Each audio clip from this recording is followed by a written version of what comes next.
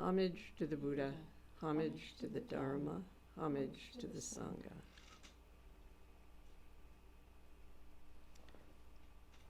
So this is the last talk and discussion of the New Year's retreat, celebratory retreat. And this retreat has always been a great favorite of mine because it's a celebration of light at the darkest time of the year. We've been celebrating the Buddha's enlightenment. And we are at the cusp of a new year, which means a fresh start. And of course, in Buddhism, there is always a fresh start. Things are always changing. So we're never short of fresh starts. But this is kind of one of those ones that's just acknowledged by everybody. And so there's just something special about it. We have decorated the trees in the temple, the trees that celebrate the Buddha's enlightenment, and we have put the lights in the temple that we usually would. All that is missing is being able to see all of you here, but we are enjoying the light of this time of year. So one of the of our offertories tells us, says, we pray that the light of the Buddha will pierce the darkness of the streets of delusion. This is one of my favorite offertories. There's something about that image of the streets of delusion, and it looks pretty dark. And I would say we certainly have had a lot of delusions pierced this year, right? And actually, many harsh truths have come to light. And actually, it's been a darn good thing, hasn't it? I think our job is not to turn away from any of this that we have seen and to see how we can stay in touch with these truths in the coming year. In Buddhism, of course, one of the basic teachings is the necessity to see things as they are. And we cannot pretend that we haven't seen what we have seen this year. So we got, as one of you told us, we got really a cosmic reboot this year, right? I think that was you, Kathy. Wasn't that your expression? Anyway, here we are with it. And so the question is, where do we go from here? What did we see last year? And what is it that we need to do in the year ahead? So I'm going to talk about a couple of Buddhist teachings that I think can help us a great deal in the coming months. The first one is ceasing from evil, and the second one is this line from the scripture, all things herein have inherent great potentiality. I love that line. Great potentiality. This is what Buddhism teaches us how to see. And I'm going to talk for a bit, though, on this the first noble truth. First of the three great precepts. Cease from evil. The power of refraining is beyond anything we can imagine. Just stopping, just stopping. One form of the Buddhist precepts is put in terms of refraining, and it tells us what not to do. Do not kill, do not steal, do not lie. I'm very partial to this way of putting things, telling us what not to do, because I think very often it's hard to know what to do, but it's a lot clearer to know what not to do. And the default position for us is simply to stop and be still. When we cease from evil, good appears naturally. It appears naturally because that's what's there. That is our basic nature. That is the Buddha nature. And when we get the stuff out of the way, that's what the ground is. And so the practice for us is to sit still long enough until the dust settles and you can see the clear water of the Buddha nature, which is always there. So some of you have heard me say that I'm here because many years ago, even before I came to Buddhism, the example of somebody refraining, sitting still in the midst of a chaotic situation, showed me that there was another way. And I feel like that was my first and the most important step on my spiritual path that led me to Buddhism. So, this last year has been a year of controversy, many opinions, some pretty dramatic confrontations. To just be able to refrain from feeding the flames of greed, anger, and delusion has been one of the most challenging and beneficial and important practices, I think, for all of us at this time. And I want to, again, encourage us not to underestimate the power of it. Now, I want to share with you a story that came my way. Actually, I think Reverend Caitlin, I think you were the one that passed this along to me. So this is something from Ajahn Amaro, whom some of you may have heard of. He's a Theravadan monk in the lineage of Ajahn Chah. And so this is, I'll just go ahead and read it. The title of this is "Don't Push, Just Use the Weight of Your Own Body."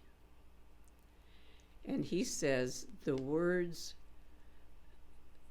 "don't push, use the weight of your own body," came from a letter sent to Abhayagiri Monastery, which is his monastery where he is, in California, after the passing away of a very good friend and associate of ours whose name was Barry Kapke. His Pali name was Kondana. As an innovative massage therapist, he was involved in developing various types of body work, and he was also one of the early pioneers of Buddhist websites back in the early 1990s. He was a very quiet, shy, but very active person. He contracted bowel cancer, and when he died, we did a memorial for him at the monastery. And one of his former students sent us a very beautiful, touching letter about him, and that's what I would like to share with you. She says, "Kondana was my teacher. I had the good fortune to study shiatsu with Barry at the San Francisco School of Massage. He really did teach body work as nothing less than a spiritual practice. He said, the heart of our work is simply to offer our presence." Let's just think about that for a minute. Just simply to offer our presence. Don't push, he said, just use the weight of your own body. Don't diagnose, just be aware. Don't try to help, but also do not turn away. Just be with the person. That's all you have to do. And Barry really practiced what he preached. You could see it as clear as a day watching him work. It was an amazing and beautiful thing.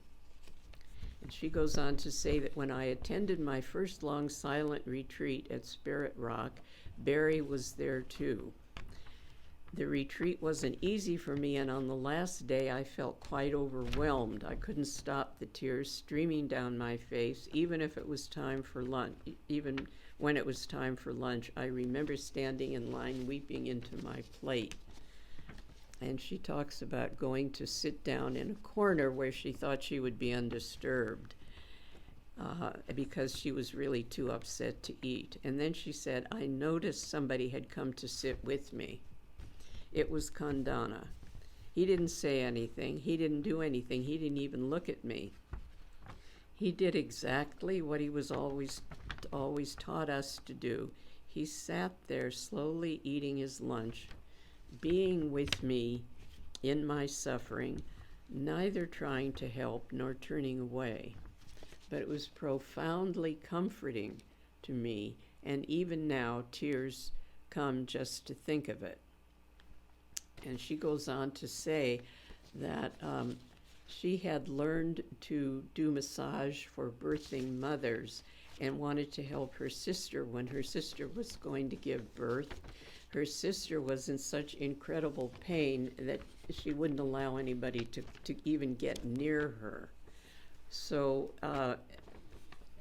she remembered what Barry had taught her, and she simply sat down next to her on the floor. She said, I didn't say anything. I didn't look at her, and I didn't touch her. I just sat there while she suffered through her labor pains, neither trying to help nor turning away.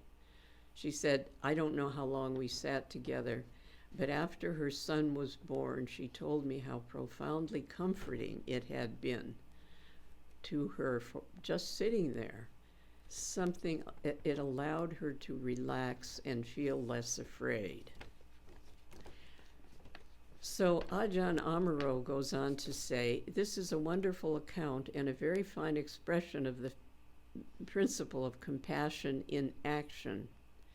When we are trying to work compassionately in our lives to actualize our noble intentions so that they genuinely bear fruit, that's extremely helpful advice to take in.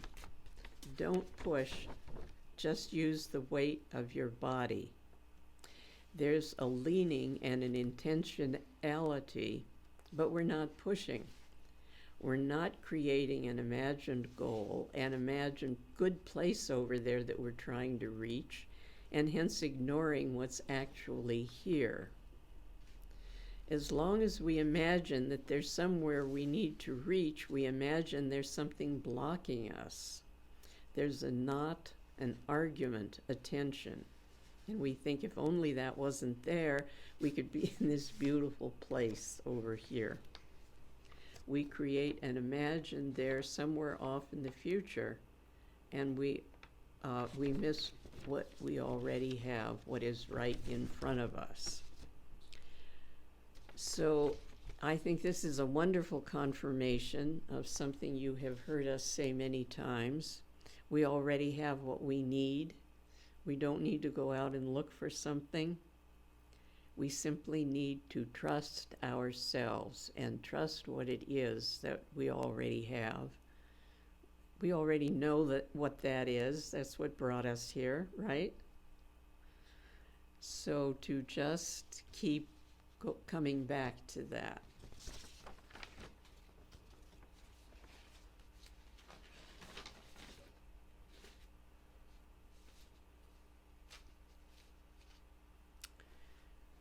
So now I want to say a few things about this line in the scripture. All things herein have inherent great potentiality. How do we learn to see that?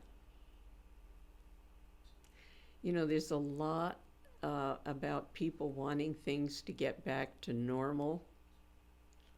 And I think, as some of us know, there was a phrase going around the internet that said, don't ask for things to get back to normal. Normal is how we got here. So, again, this has been a time of needing to see things in an entirely different light. And we all know there's been a tremendous amount of suffering on all fronts during this pandemic, with food shortages, people dying, joblessness, fires, natural disasters, lack of essentials for huge numbers of people.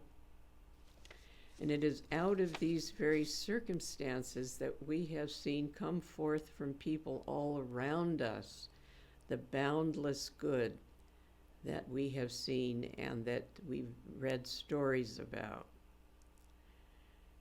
So, you know, from the Buddhist point of view, it's not that this has been terrible suffering but some good came out of it. But there is an and there. There's an and. Terrible suffering and some good came out of it. It is out of these circumstances that the good came forth. The good is always there to call on. And that's one of the greatest Buddhist teachings, that nothing stands against anything else.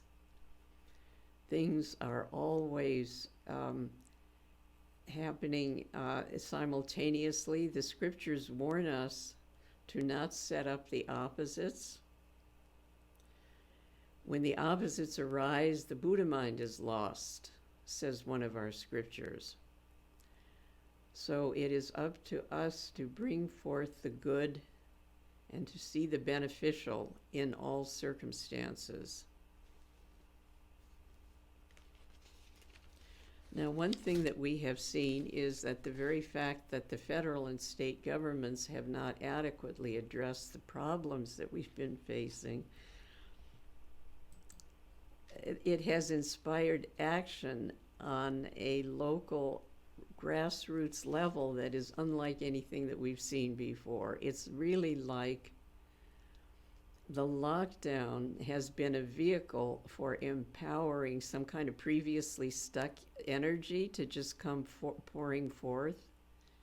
And new ways have come forth to express the good heart. I want to just share a couple of stories that I have found that have, really typified this. And to mention that if we're looking at the mainstream news, it's like looking with one eye. There are other news websites on the internet which are giving us a view of all the other things that are happening. So I want to share with you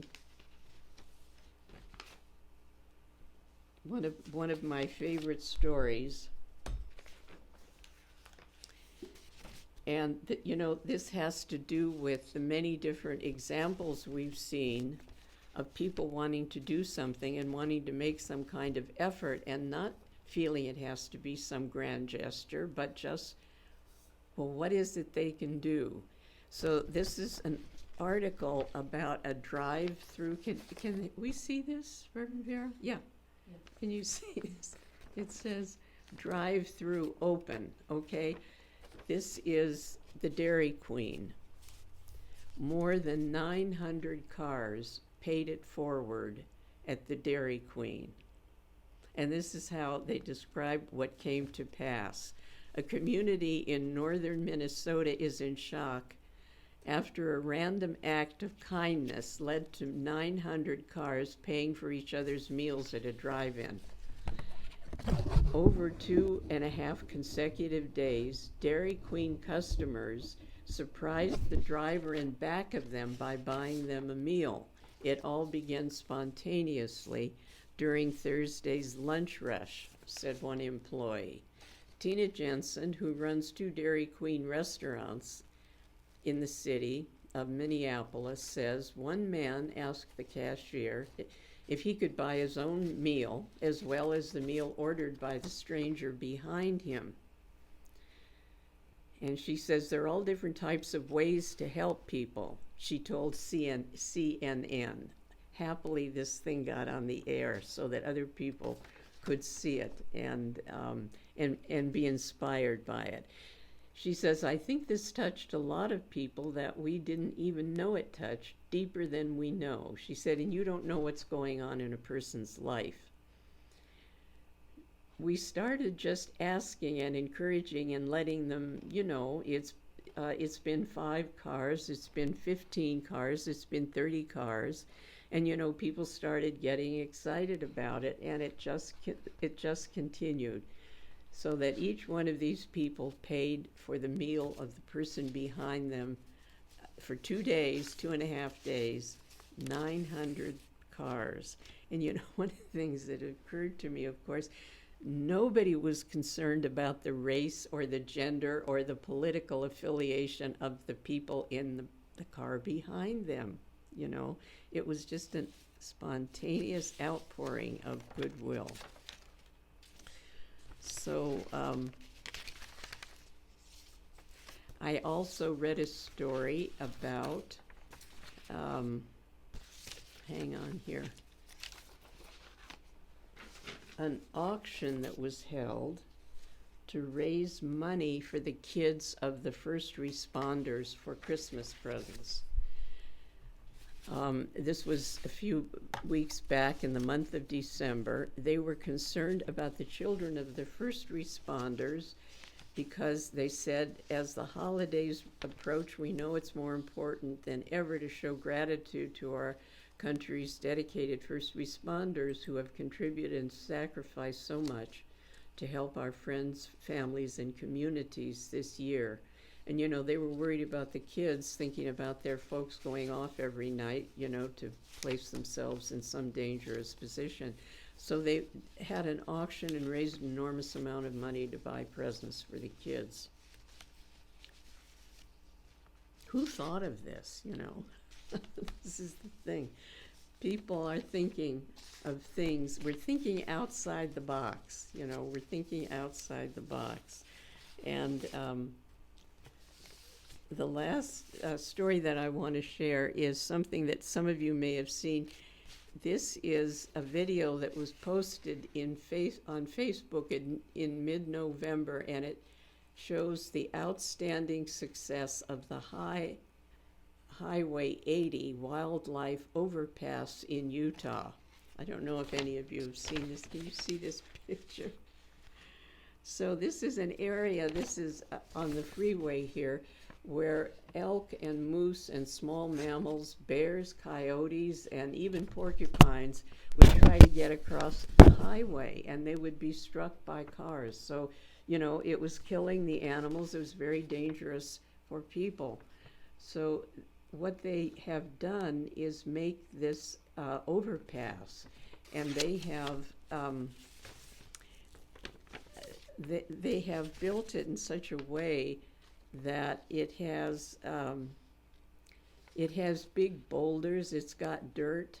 Let's see, there's a description of all the ways that they have made this look like a natural kind of crossing. Soil, boulders, and logs to make it feel like a natural environment. And so actually the animals are using it. Instead of going down the freeway, they're using this as a safe crossing and treating it like their natural habitat. A cougar was reported scratching and stretching on one of the logs, which it would not do if it was in a stressed state. So isn't that something, really? Nobody's being left out. People are thinking of every kind of living being and seeing how to help during this time.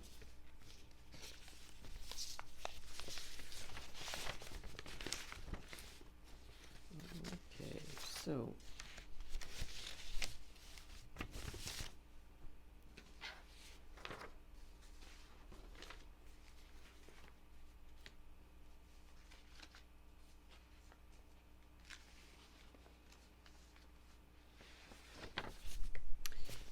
I know that a lot of us are worried about the kids.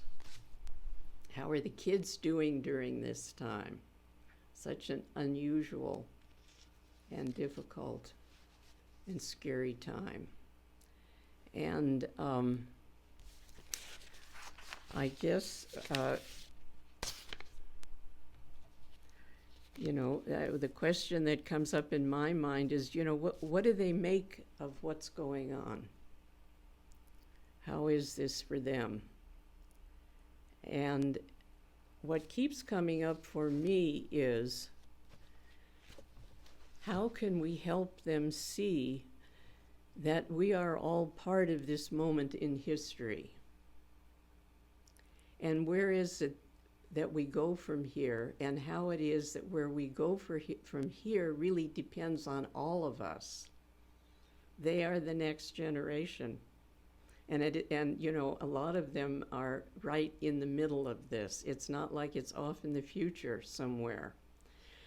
So my hope is that we don't get too concerned with trying to do business as usual at a time when there isn't anything usual about the business that we're trying to do, right? There's nothing usual about these times. And how to help the kids appreciate that with us and see what it is that they can learn from these extraordinary outpourings of kindness and generosity that are manifesting all around us in the midst of all the suffering.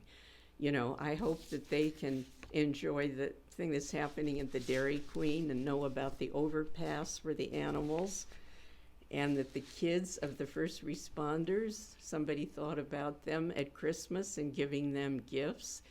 I know in many places the kids themselves are involved in a lot of these efforts. Because of the lockdown, of course, they are limited in the amount to which they can be physically present.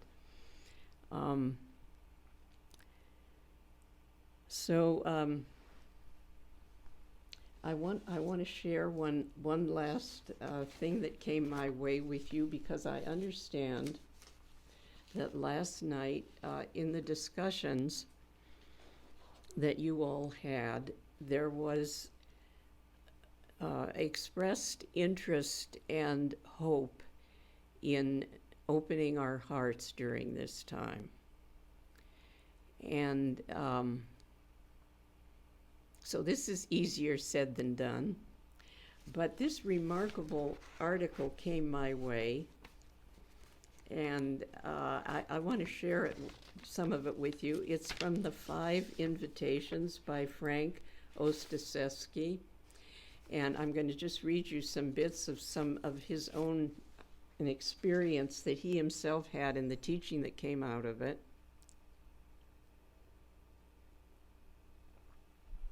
So he starts by telling us that the heart of Buddhist practice is complete openness. This is what has been described by a Tibetan teacher that he's quoting. He describes this openness as a willingness to look into whatever arises, to work with it, and to relate to it as part of the overall process. It's a larger way of thinking, a great way of viewing things as opposed to being petty and finicky. And so Frank goes on to say, this openness welcomes paradox and contradiction. That's very Buddhist, yeah? It permits whatever emerges to emerge. Openness means keeping our minds and hearts available to new information, experiences, and opportunities for growth. It means having tolerance for the unknown. It means welcoming the bad times as equally valid experiences. Welcome everything, push away nothing is the opposite of rejecting. Denial breeds ignorance and fear. I cannot be free if I am rejecting any part of my experience, because the rejected experience will keep showing up like a bad penny. Until I see it through, it will always be the cause of my suffering. Okay, then he goes on to talk about this experience that he had with regard to his younger brother. Like many of the people I have cared for, he says, my younger brother Alan was a street alcoholic who had a very tough life. He went in and out of treatment programs over the years, but he usually ended up losing the battle to drugs and alcohol. At one point in his life, he lived in the stalls of a racetrack. He also worked hard at recovery, graduated from college, and became a social worker, supporting people living with HIV. In time, however, Alan's demons would get the best of him, and he'd lose touch with his 12-step fellowships, stop attending AA meetings, and fall back into the old destructive patterns. He cycled through these ups and downs for years, and then he cleaned up long enough to get married and have a daughter. But he relapsed, and a few years later, he had a heart attack and died. Now, I just want to interrupt here and say, from the Buddhist point of view, we would not say, but he relapsed. We would say he cleaned up long enough to get married and have a daughter, and he relapsed. Because from the Buddhist point of view, the merit of his periods of progress will light his way, and none of that is wasted. So then Frank goes on to say, my older brother Mark called to give me the news of Alan's death, and we made plans to meet at a funeral home in Kentucky where Alan had lived. I asked him to make an arrangement with the funeral director to allow me to sit with Alan's body. It's a common custom in Buddhist traditions, as we know, to leave the body undisturbed till people have a chance to sit with it. And Mark wanted to know, well, why do you want to do that? And so Frank just says, well, it's a California thing, he quipped. He said, well, we're not going to hold a service or anything. Alan did not have a circle of friends. And Frank says, that's okay, I'll just sit with him at the funeral home. So when I arrived at the mortuary, an attendant wheeled Alan's body out on a gurney. He hadn't been prettied up yet. He wasn't embalmed, but that didn't matter to me. I asked my brother to leave me alone for a while so I could sit and get a feeling for Alan. I wanted to reflect on his life and our relationship. The moment I had settled into my breath, Alan's ex-wife, Lorraine, burst into the room. She was a drug addict, and she arrived in a highly agitated state. She rushed over to the gurney and started shaking the body, asking a flurry of questions. Why is this tag on his toe? Where are his glasses? What's that scratch on his chin? Will he come back? First I felt angry. I just wanted to sit quietly with my brother. And now there was all this chaos in the room. Lorraine kept on going and demanding answers, and I desperately wanted her to leave. Then I stopped myself from attempting to force events to progress in the way I had imagined. I thought, you wanted to be with your brother? This is what it's like to be with him. I just love that. I mean, isn't that how it is, really? We have all these ideas, and this is it. He said, I decided to welcome the anger rather than push it away so I could see what was true in that moment. And I did. I realized there was energy in the anger which I could harness to meet the situation in front of me. I stood up, walked over to Alan's ex-wife, and I laid my hand on her shoulder, hoping to provide some comfort. Occasionally, I answered one of her questions, but mostly I just remained silent. After 15 minutes, Lorraine quieted down. I have to go now, she said, and she left. I felt a wave of relief and settled back into my chair. But only seconds later, the funeral director walked into the room and said, sorry, we're closing. I'm going to have to ask you to leave now. And that was it. That was all the time I got to spend with my brother. Welcome everything, push nothing away, I said to myself, my own teaching coming back to me. I could not change the situation. If I had railed against it, I would only cause myself more suffering. So I let go of my expectations of what it would be like to sit with my deceased brother. In accepting what had happened, I found peace in the middle of the turmoil. And then he asks, What are you pushing away at this moment in your life? What are you not allowing in? What nightmare are you trying to avoid? Welcoming everything as it is, we move toward reality. We may not like or agree with what we encounter, but when we argue with reality, we lose every time. We waste our energy and wear ourselves out with the insistence that life be otherwise.